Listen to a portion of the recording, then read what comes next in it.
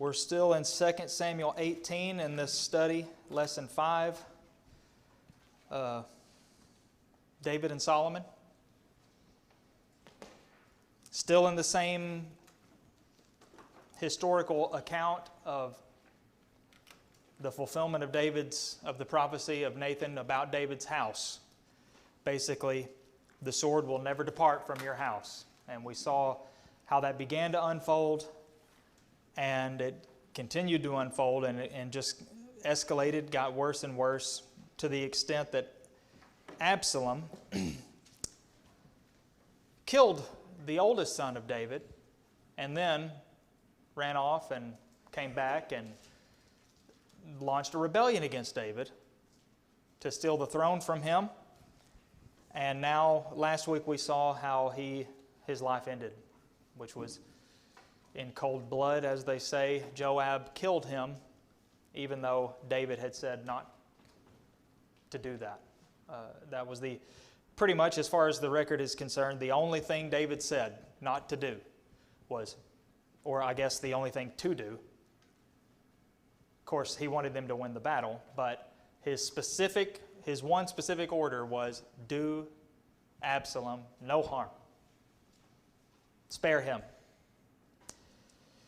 Well, Scripture is no stranger to grief. It doesn't ignore it. Sometimes it's maybe rare, or not rare, but abbreviated when it is mentioned, and many things are abbreviated when they're mentioned, because the Bible is not about any one human being or any one event per se. So the death of a very important Bible character might be just one verse, and then it moves on, and therefore the grief would be implied and assumed, even if it's not mentioned. But sometimes it is mentioned, and in a little bit of detail, and sometimes it's mentioned with more detail than we might expect. For instance, in the book of Genesis, there's a whole chapter dedicated to Abraham's response to Sarah's death. Her death is recorded, and after her death, verse 2, Genesis 23, verse 2 says that Abraham came to mourn for Sarah and to weep. And we might expect that's the end of it, because there's a whole lot in that. Could have gone on for an indefinite period of time, or undisclosed period of time, but it goes on. The rest of the chapter pretty much covers everything Abraham did in response to her death, or as a reaction, getting her a spot for burial, because Abraham didn't own any land. He's just coming through there like God told him, and to the land of Canaan. Well, the Bible, in that case, records a lot of grief. It records grief other places too, with Moses and other people around that time period. Ishmael and Isaac with Abraham and other things. It's an outpouring of emotions. That's what we can say about grief. But we also see, based on Abraham's account, that it's more than just an emotional thing. There's more to grief than just an emotional gut reaction or knee-jerk reaction. That might be the initial thing, and usually is. But grief doesn't end when the emotional outburst ends. There's a process to grief, and it's totally natural to mourn the loss of a loved one or a friend. Think about Jesus. In John 11, he wept, in my opinion, not because Lazarus was dead, because he was literally there to change that at that moment, but he did weep and mourn in view of the pain and mourning that he saw of those around him who were doing the natural thing of mourning for the loss of a man they loved. Paul said in Romans 12:15, rejoice with those who rejoice and weep with those who weep. So that's part of mourning too. Mourning not only whenever we don't even think about mourning because it just comes out, but mourning with those who are mourning, which is exactly what Jesus was doing in John 11. Well, our lesson text here, 2 Samuel 18, the second half of 2 Samuel 18, records one of the most memorable instances of mourning, grief. So although David was forced to leave his palace, Absalom pretty much literally chased him out of the city or forced him to have to leave the city. And even though David, in a lot of men in David's position, would have had mixed feelings about Absalom's downfall because of all the hurt he caused, David, he didn't have mixed feelings once Absalom was dead. And that's what is going to be recorded here. We're going to see in our lesson text here. His love for Absalom never waned, despite all that Absalom had done. So, beginning in verse 19, it says, Then Ahimaaz, the son of Zadok, said, Let me run and carry news to the king that Jehovah has delivered him from the hand of his enemies. And Joab said to him, You are not to carry news today. You may carry news another day, but today you shall carry no news, because the king's son is dead. Then Joab said to the Cushite, Go, tell the king what you've seen. The Cushite bowed before Joab and ran. However, Ahimaaz said, Come what may, let me also run after the Cushite. Joab said, Why do you want to run? Seeing that you will have no reward for the news. So, here's some notes to make. You shall not carry the news today because the king's son is dead. Number 2, why do you want to carry the news today? Because you're not going to get a reward for it. But, nevertheless, Ahimaaz said, I want to. He said, Come what may, I will run. So Joab said, All right, whatever. Run, go. Setting up what's about to happen. I can't imagine, I think Tice alluded to this a couple weeks ago, one of the worst positions a person could be in is having to tell the news to somebody that they've lost a loved one. I can't imagine having to do that. Police officers or other people like Tice and his work, awful. And Joab, among all people, who we said was about as slippery as Absalom was, a snake for sure, he's actually seems to be trying to talk reason. Why would you, of all days, why would you want to go this day? Because don't you know what you're going to have to tell him? You must not be thinking right. But he apparently still didn't see it that way, so he wanted to go, so he's going to go, and the text actually says he outran the Cushite. We don't know who the Cushite is, don't know his name, don't know how he came to be with them, or who he is exactly, because he's just called the Cushite every time he's referred to. He's called the Cushite.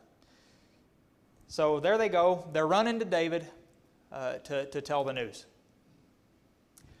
So now the scene goes back to David where he had been. Remember, he didn't go into the battle. He wanted to, but the men said, You're not going. You're worth 10,000 of us. So it'd be better for you to stay back and give orders, accordingly. So that's what he did. So now we're back to where he was, sitting at the gate. Let's see, verse 24 says, Now David was sitting between the two gates, and the watchman went up to the roof of the gate by the wall. And when he lifted up his eyes and looked, he saw a man running alone.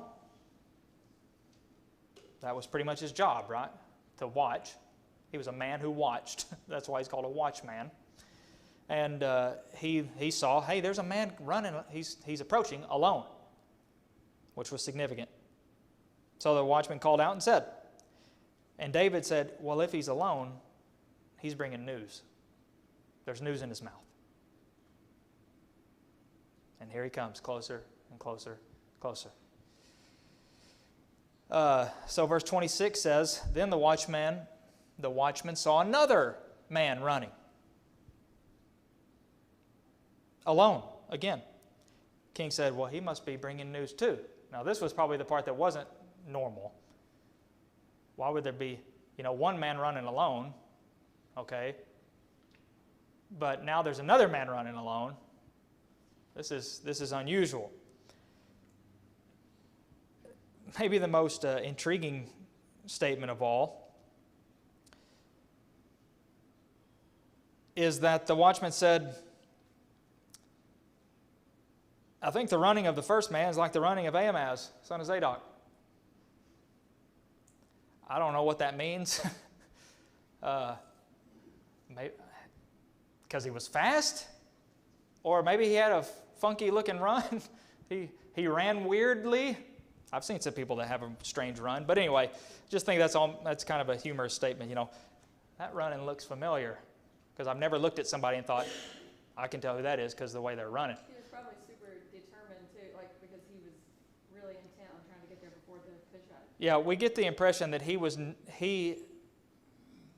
a recurring choice for this job. And it's probably because he was very fleet-footed. But again, Joab tried to convince him, you don't want to go today. This is not the time to do this. Wait for another time, and you can go then. Well, he outruns the Cushite. He gets there first, and he's obviously very fast, and he gets there first. So, the king knows him, and whenever the watchman said, I think that's who it is, the king said, well, he's a good man. And therefore, he must be coming with good news. Maybe that was wishful thinking on David's part. Surely a good man could come with bad news, or maybe that's not. Maybe they didn't do it. Maybe there was a practice. Maybe Joab was onto something to not send him for maybe partly for this reason as well. But anyway, he was getting his hopes up. Of course, we already know the news. The reader has already been told what David does not know.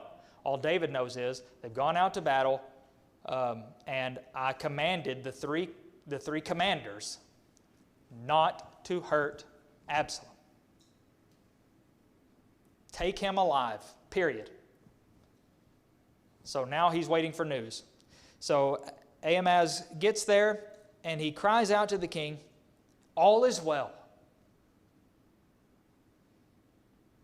And he bowed before the king with his face to the earth and said, Blessed be Jehovah your God, who has delivered up the men who raised their hand against my lord the king. Now, I don't think he was lying. I think he was just incredibly blinded and maybe lacked the empathy that he needed in this situation. Because when he said all is well, he really thought that. He really believed that. Because he had no personal attachment to Absalom. And so to him, Absalom was just the rebel leader.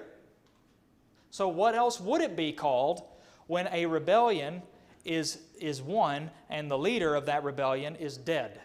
Except good news. So he's saying all is well. But did not everybody hear that David wanted Absalom not harmed? Well, everybody that was there heard, and we might assume that he was there. But at this point, all he knows is we won. So that's the news that he delivered. He left out a very important part, which is all David cared about. David, not to say that he didn't care about the victory at all, but his main concern, we know, if we know David as well as it seems the scriptures seem to represent him, David probably didn't have any doubt that movement had no hope. There's no way. Because this is how David viewed it when he was on the other side. I'm not going to stand against God. This is God's chosen king. I'm not going to try to usurp him because I won't win. If God wants him dead, God can kill him. I'm not going to do it. So, now that David's the king, chosen by God, David would have understood nobody's going to be able to change this is God's will. So his main concern was Absalom's well-being. So he asked the question, is it well with the young man Absalom? He said, all is well. Praise be Jehovah. He's delivered up the men who rebelled against you. David just brushed that aside. Is Absalom okay?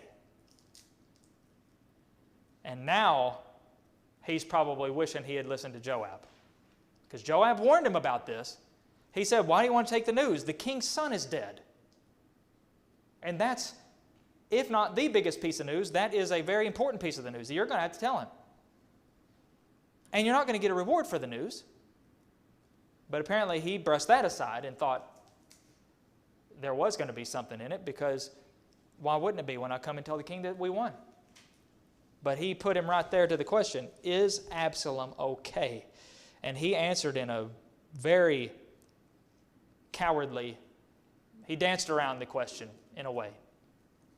Well, he lied, basically. He actually lied. He said, when Joab sent the king's servant, your servant, that is me, I saw a great commotion, but I didn't know what it was. First of all, that doesn't even answer the question. Second of all, what he's implying by the question makes it a lie. And David wasn't even going to mess with it any further. He just said, go stand over there. Stand over there, waiting for the next guy. Because there's another man coming up. You go stand over there.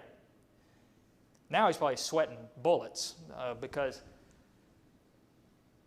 he might be thinking, maybe I should have answered differently. Well, now the Cushite comes.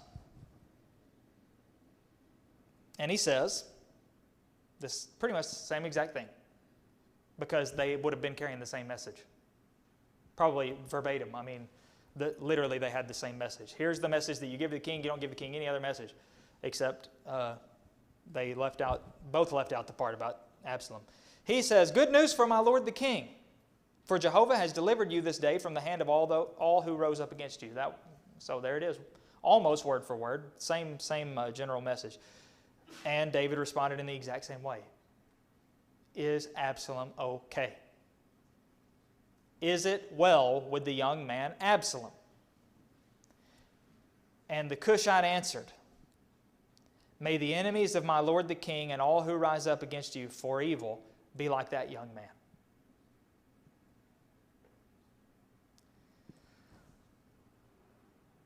Admittedly, a better answer than Ahimaaz gave, because it wasn't a lie. But at the same time, it wasn't. He indirectly answered the question. By implication, David was able to infer what he was saying. I have to say that I don't see a whole lot of grace in the way he answered. Our book points out how he answered with grace, and it was a very gracious answer. To me, I don't see that. It seems like another he's dancing around it, and almost like, to me, it almost seems the opposite. Because what he just said, yes, he implied that he was dead, very vaguely, but enough, because verse 33 shows that David knew what he meant. But he says, may everybody be like that. Well, everybody who is an enemy of... Yeah, it's an enemy of you. Remind me of saying which Absalom was. Yeah, he may have subtly been reminded him that, yes, he was your son, and that's how you're looking at it, but he was also an enemy of the state, if you will. He rose up to usurp you, but still, I don't mean to criticize him, but probably wouldn't be the way I would answer. But then again, I'm not from their culture and from that time period. But he could have just said, Joab killed him, is what he could have said. Or he was killed. And then the king says, how? And he says, and I would say, Joab killed him. Because surely that much was known. Mm-hmm. I think it's more important to explain he was an enemy of the anointed. I mean, I've been comparing this with, a Nadab and Abihu. I did something wrong. You stay clean, and you told the brothers, you stay dressed, you stay in worship, those guys are gone. And I think by using the word enemies, he's reminding him that basically Absalom got what the enemies of God get. Yeah.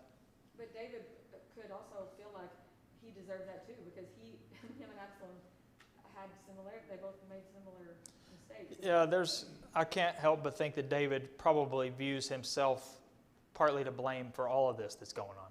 That's what he basically says in Yeah. the last part of the chapter. He never rose up against Saul in any way, especially in a well-organized, well-premeditated and planned out rebellion. But he does realize that he is partly to blame for all of this. Yeah, Dean? This is just about like when the son of Bathsheba and David died. The servants there were afraid to tell David, and he was dead. Yeah. Just like these people, these runners there, they were kind of afraid to tell David, and Absalom's dead. I mean, how would you want to tell the king that your son's dead? Just like the other one. I mean, it'd be a hard decision to make. Yeah. To tell someone, especially in the position that David was, his oldest son, the son that would be eventually, you would think the king, the next king, but he was dead. Yep. And it would be tough, for sure. But the question was as plain as it could be, from the king himself. And it's a yes or no question, strictly speaking. Is it well with young man Absalom? I mean, a truthful answer would have been no. Of course, that's going to open up more questions, but that also invite the messenger to speak maybe a little more freely or just to tell honestly what happened. Mm-hmm. When did David tell Bathsheba that Solomon would be king? When did he do that? Was that at Solomon's birth or later? I mean, David deemed it this time. I just can't remember when. Yes, I'm thinking that it hasn't happened yet. But I can't say exactly when. So, the way David reacts to this news is one of the most heart-wrenching cries that, again, we're reading written words on a page, and there are certain things that can be done to help us to indicate emotion, like exclamation marks and things like that. And sometimes the words themselves show that, but none as much as this, I don't think. You can practically hear and see you can see David. You can hear his voice, the dismay in his voice. Dismay doesn't even say it. It doesn't even do it justice. It says, the king was deeply moved and went up to the chamber over the gate and wept. And as he went, he said, "O my son Absalom, my son, Absalom." See the repetition of the words? These are the words of a man who is just totally destroyed by grief and this emotional outburst. My son, Absalom, would I had died instead of you, O Absalom, my son, my son. 5 times in those 2 sentences he said, my son. It's clear that David did not see Absalom as a rebel, as a traitor who launched a rebellion to usurp his throne. He saw him as his son. I think he felt guilt, and guilt is even worse than grief. It definitely amplifies it immeasurably. If there's a sense of guilt in addition to the grief, then that just makes it even worse. But I would, if I was David, which I'm just telling on myself more than anything, I would feel just as devastated, but shortly, not to say how long the grief would last, but shortly after, my next emotion is going to be extreme anger. Because I told them not to kill him.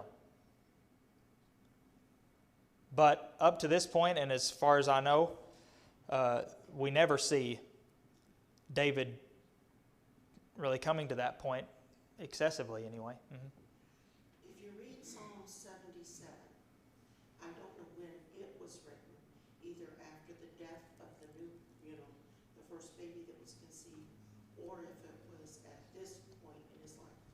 David's grief was so deep, his hand was outstretched at night.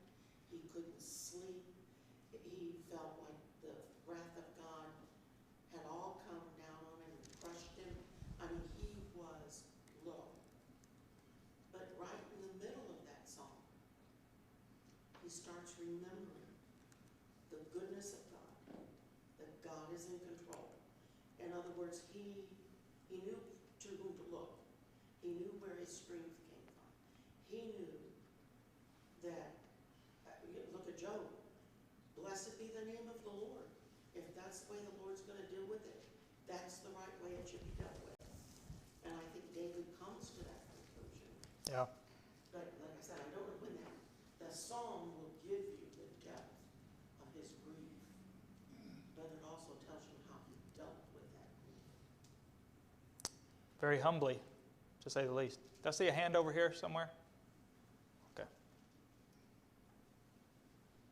If the hand doesn't work, just feel free to shout. So David, again, he's crushed, but he's not blaming God. He's not blaming he's not even blaming Absalom. He's not blaming Joab, which he hasn't heard that part yet, as far as we know. He doesn't explicitly say that he's blaming himself, but we see self-denial to an extent in almost every step that he takes. The fact that he's not lashing out against other people that maybe didn't follow his orders. He's not lashing out against Absalom for being so stupid and selfish and immature. He's not lashing out against God for not protecting Absalom the way he might think that he should have. He's just hurt. He's just devastated. He is crushed. So even though he's won, David's never been more defeated in his whole life because of his love for his son. And again, we might be reading into it a little bit, but it seems very reasonable that his sense of self-guilt is a part, at least a part of it. So again, what lessons can be learned from any of this? Well, for one thing, we can learn lessons from the news bearers. A couple different lessons. First of all, we should delight in delivering good news. It's hard for us to hear those words without making the connection to the gospel itself, because sharing good news is something that people generally enjoy doing. Whatever the good news is. So much so that it's almost like we can't even wait. I got to do it now. Or I don't want somebody else to do it first. That's kind of like Ahaz. The way he viewed this as good news, and he wanted to be the one to get to tell the king. And we can all relate to that. Good news is something that we all enjoy sharing. However, we may not view the gospel the same way. It's the best news that anybody could ever share. And yet, we may not be sharing it as readily as we would share other good news. At the same time, though, we need to be careful about how we share it, and we need to be careful that we say the truth. That's where Ahimaaz, at least, fell short. He was ready to deliver the good news, but he was not prepared to speak the truth when he was asked about Absalom. You know, there is bad news in the midst of the good news, even the gospel, even the good news with a capital G and a capital N. There is bad news if you want to perceive it that way. The fact that I'm lost and in sin is bad news. That's what makes the good news all that much better. The good news is you don't have to be lost in your sin because of Jesus and everything else that pertains to His mission and His person, His identity. So we should delight and be zealous of sharing good news like he was, but we should also not shy away from telling the truth. But we can tell the truth in a way that will be effective and beneficial. We can tell the truth in a way that will be hurtful and rejected. Don't ever underestimate the importance of the way you deliver the truth. A lot of people do that. And the attitude is, the truth is the truth. My job is to tell them the truth, and if they don't like it, that's their problem. That is true ultimately, but it's not that simple. Because the way I go about it does make a difference, and God will certainly hold me accountable if I don't even make any effort to do it in an appropriate way. I can do it in a way that will help people to accept it. It may not make them accept it, but I can do it in a way that will, the most effective way, and aiming for them to receive this news. That's the way we ought to view it and go about it every time. Joe? The truth reminds me of the verse in Romans when it says, the kindness and the severity of God. Death is severe. And I have had to tell family members or whatever that someone has died. And you sit there and you rethink, because no matter how you say it, it's a punch in the gut. Mm-hmm. I mean, and so you can sit back and say, oh, maybe I could have done it this way. And somebody was very nice. He said, no, it never gets any better. But I remember somebody else one time had to announce to several people that they had just received news that someone had died. And two people, oh, that was a terrible way of saying it. And I'm sitting there going, it's simply, that's all you can say. What else can you say? I mean, we can try to use euphemism like, well, they passed. I remember when our Aunt Minnie died, they used the word that she had expired. And Kaya was young enough, she goes, what does that mean? I mean, you know, sometimes you don't say the truth because you're afraid that you're not going to say it right. Yeah. But it's less kind not to say the truth than it is to not tell them. The truth Maybe. is always, well, the truth is inevitable.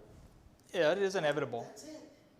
But the application to that is not to be so afraid of that you won't say anything, but to be so afraid of it that you're going to be extra careful how you deliver it. And it's not, I wouldn't say it's so much about the words you use, but about the tone and the spirit, the attitude that you have doing it.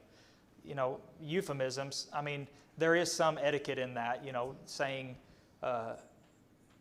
people generally don't use the word dead, you know, in some settings, like, well, they're dead, because that does sound kind of hard and cold. But, you know, sometimes they've passed away or things like that. But, you know, that's one thing, but it's what I'm talking about is the spirit in which you deliver it. People will notice, and I'm not talking about telling somebody that somebody's died, but telling them about sin. Because telling somebody about their sin, not necessarily specifically, but even generally, is going naturally to be offensive. But it's how it's received that will determine many times whether or not they respond to that offense with the correction, appropriate correction, or where they lash out and storm off. And I would submit that just as much as what you might say, the words you might use, even more so, your disposition and spirit and demeanor when you say it will have possibly as much of an effect on the end result as their own heart. We always say, you know, it all comes down to them. And if their heart, you can't change a person's heart, but I can help them to be softened in a way that will help them to accept it by the way I do it. They'll be able to tell if you are being forceful or you know, you're really enjoying telling them about their sin, and that's going to make it about you and them then. See? Now they're offended because it stops being about their sin and God's will and being about them and you, which doesn't get anywhere. That doesn't help anybody. Now it's personal. You shouldn't have talked to me like that or said it like that in this, and then you've totally blown it, and you will probably never be able to come to that person again.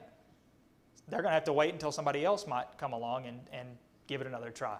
But as far as you're concerned, you just blew your shot, all because you didn't take proper care and attention to how I'm going to tell them this. So there is something to that, more than just, well, our job is just tell the truth. Doesn't matter how we tell it. If they're going to accept it, they're going to accept it. If they're not, they're not. That's not true at all. Yeah, Ron? One of the things I think David is mourning so much here, maybe it's not stated here, but if you think how his son turned out and how he died, wanting to kill David and overtake his throne, I think that would make you mourn greatly if you had a son that turned against you and turned out that way. Yeah. And it goes back to just what you said about sin. It talks about in the New Testament how we are to mourn if something is causing sin. Mm-hmm. And each of us has a responsibility to reach out to our fellow brothers and sisters that are caught in sin and talk to them about it. Like you said, they usually take it in the wrong way. But it should be the only reason we're reaching out to them is because we're mourning and we love them. Yeah.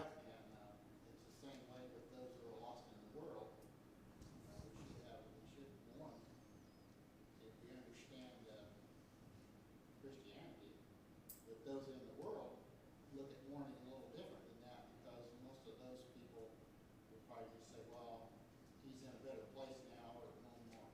But the Christian, everybody went to heaven and everything's okay, and they don't have the same type of mourning. And in the same way, when Christians have lived a good life and are saved, we still mourn, but we don't have that mourning that they were lost. So I think that would hurt David's heart greatly. Yeah.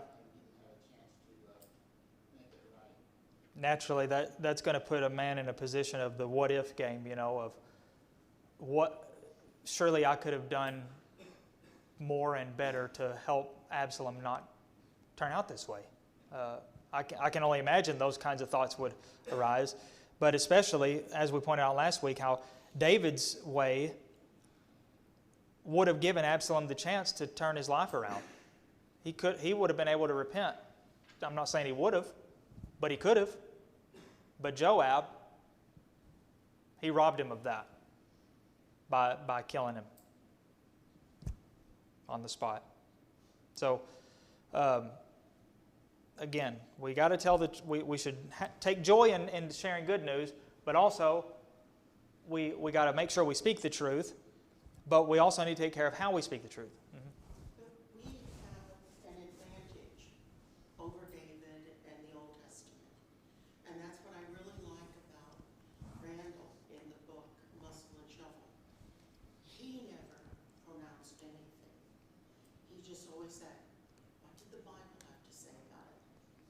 And like with your lessons, what does God have to say about it? The most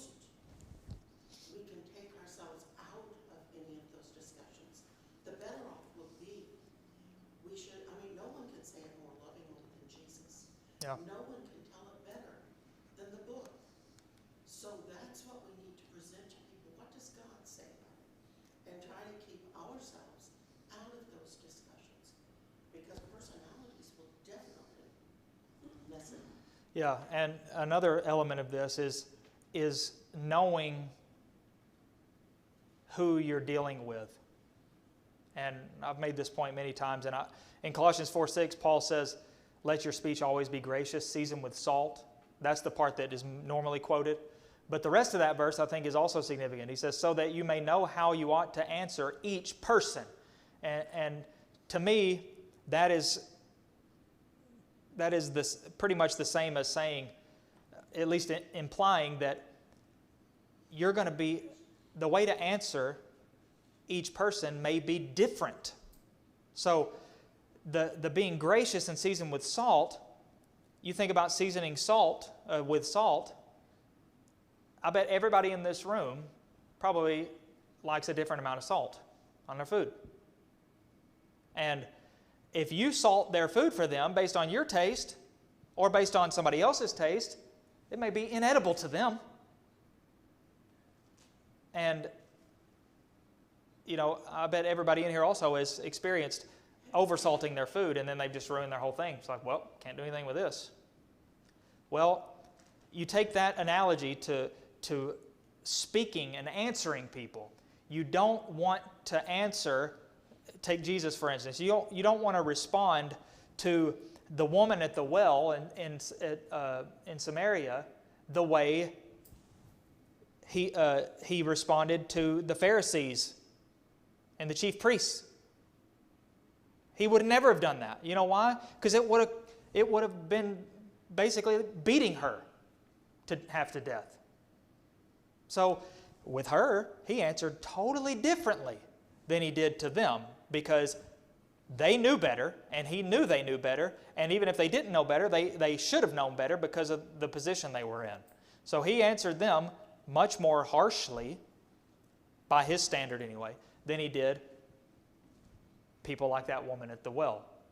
And to get that backwards it would have been devastating to the reception of the truth by that woman at the well. So when Paul says, so that you may know how you ought to answer each person, you have to take each person into account and make sure that the way you answer is, if not specifically tailored to that exact person, at least tailored to the kind of personality that person has and your relationship to them. And there are many factors that come into play that we understand naturally, usually. I'm not going to respond to a stranger the way I might respond to my brother or sister or something, or that kind of thing, my best friend, because that's just not how social etiquette works. So who is this person? What is my relation to them? How have they generally presented themselves as far as their attitude and spirit and personality? And tailor your answer and your conversation to that. That you may know how you ought to answer each person. And finally, people deal with grief in different ways. Every single person probably is going to deal with it a little bit different. There's generally a pattern, the experts say. I don't know what the pattern is, but I know a little bit of it. What is it? Denial and guilt and all that stuff, isn't that part of it? But specifically, it's going to be different for person to person. And I don't know if I'd go so far as to say there's a wrong way. I guess in the extreme sense, go on a killing spree would be the wrong way to grieve. But, as far as just the way you act or feel, there might not be a right and wrong way. But there are many different ways. I think David serves as a good example of mourning, because he never lost sight of what was the most important, which was the life of his son, and going with that, the eternal destiny of his son. He wasn't hardened by the rebellion of his son or the mistreatment of his son or all the nasty stuff he did. He killed his firstborn son. All this. Yeah, Dave? When parents got rid, some of the children, like with David,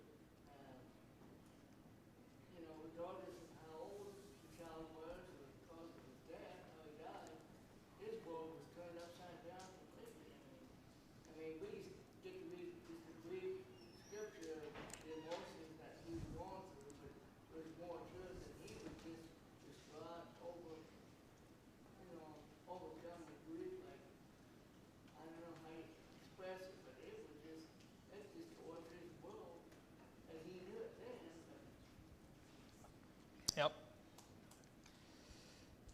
Seth, Yep. but because David sinned with Bathsheba, started the whole thing. And then when Absalom came on, David didn't pick, if he would have nip that in the bud and done what should have been done there, none of this extra would have happened. And he knows that. He's got to know that this is his fault. Yeah. So he wouldn't really blame Absalom, he shouldn't, because it's all David's fault. You know, you accept the responsibility of what your sins are. Yeah, and I'm sure that was part of his grief. I wouldn't say it was all David's fault because Absalom was still his own man, and Absalom chose to do everything that he did. There wasn't any foul play going on behind the scenes to make him do that, to punish David. He chose what he did for himself, but David would know still that he shares part of the blame because, like you said, we can go back to this point. This is when it started. This is the domino effect, was what I did. And so if I hadn't done that, here's the what if game, what if I had not done that? Or what if I had stayed in bed that day when I saw Bathsheba? Or what if I had just confessed my sin? I think David understands there's no good that can come of those kinds of thoughts at this point. So all he can do is mourn and grieve and turn to God even more, which again makes him such a good example for us because a lot of us in this position would have turned against God by now because we want to say, what more can I do, God? I'm sorry. I've repented. When is this going to stop? But David never seems to do that. He always, and that is humility almost in the utmost sense. I am reaping what I've sown. It's not God's fault. It's my fault.